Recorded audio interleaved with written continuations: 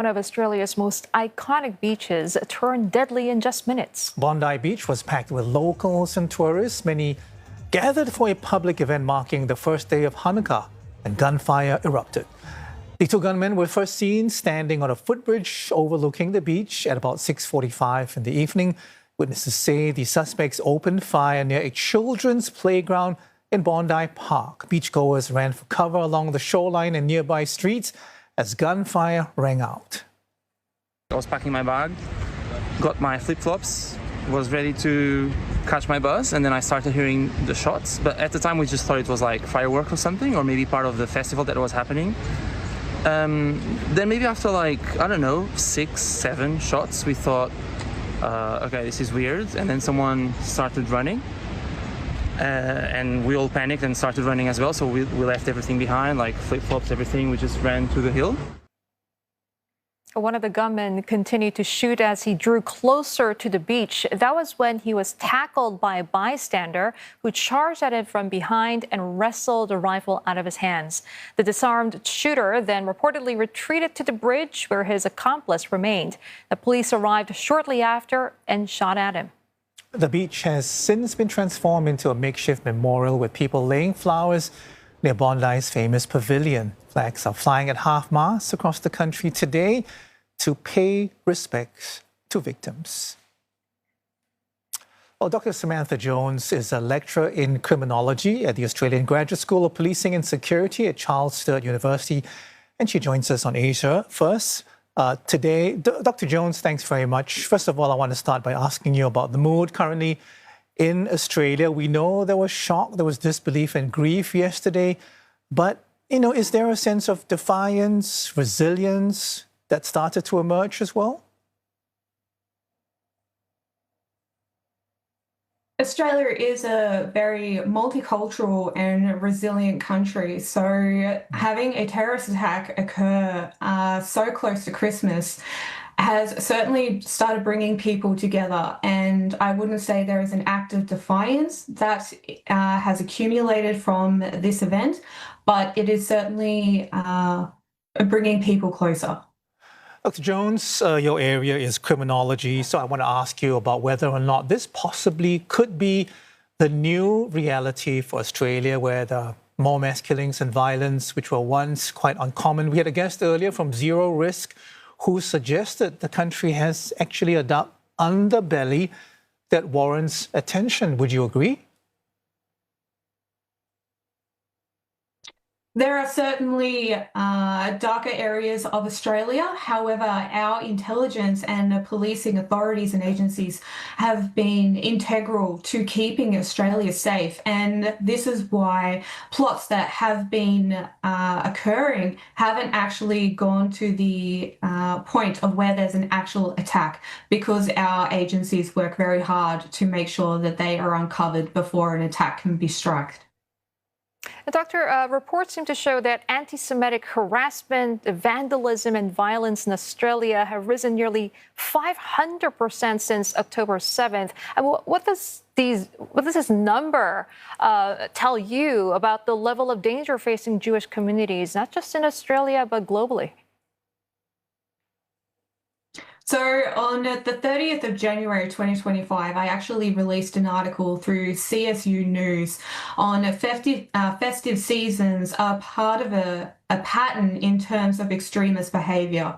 So to me, this isn't actually very shocking, and the evidence has actually suggested from qualitative and quantitative data through my research that this was something that that extremist behaviour was increasing significantly, and it has been increasing significantly since COVID. Dr. Jones, I want to ask you specifically about the Jewish community in Australia right now. What have they been saying, and do they feel let down because of what's happened? I think there is a part of the Australian community that is let down. There are government officials that are saying that more could have been done to assist in making sure that the Jewish community was protected, and recommendations that had been made had not actually been put into practice. However, the government does work hard, and recently they have released an announcement for submissions from academics, people of the community, to assist in developments on best tactics and avenues to be utilised in order to try and stamp out the extremist behaviour that has been increasing in Australia. So the mood in the Jewish community would be very much one of sadness that they are still being persecuted during the time of 2025 and that there is an unacceptance that they are still having to be persecuted. However, the Australian community, as a multicultural community, I anticipate will absolutely condemn the behaviour that has occurred yesterday, and that we will come together and assist in any way that we can. Dr. Jones, Prime Minister Netanyahu criticized Australia's leader for not doing enough to curb anti-Semitism, and he also linked the attack to the Albanese government's decision to recognize a Palestinian state. I wonder, is that a fair assessment based on what you know? There is always going to be information that is going to be produced in times like this. Not too long ago, when we had the other Bondi attacks, there was criticism by the Dutton government that the current government were not doing enough. And since that time, the government has been putting out information to gain strategic insight on the way to counter terrorism and to put that information into place. Now, do I believe that there could be more that could be done, especially in terms of extremist behaviour that has been increasing throughout Australia? I think there could always be more that should be done. But we also need to anticipate there are legislative frameworks that we need to go through to ensure that we are protecting all of our community. Dr. Jones, want to get back to the investigation proper. A third shooter has been ruled out by the authorities. But I'm wondering, is this the same as ruling out wider involvement, or even the involvement of unfriendly states or terror groups, perhaps? What will investigators be looking at specifically now? So from an intelligence perspective, they will start looking at the associates of the perpetrators, who they had connections with, what are those connections, what are their history, and they will be determining whether or not there is an ongoing threat, and if any movements are formulating from the online sphere that could be moved through to the real world attacks. And Dr. there are concerns about what comes next, right? Our previous guest talked about potential backlash and aggression.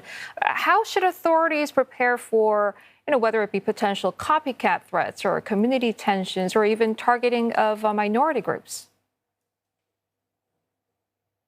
So I would anticipate, based on patterns that have occurred previously through Australia and overseas, that there will be organisations that may take advantage of this act of terrorism and leverage it to assist in gaining momentum within their organisations.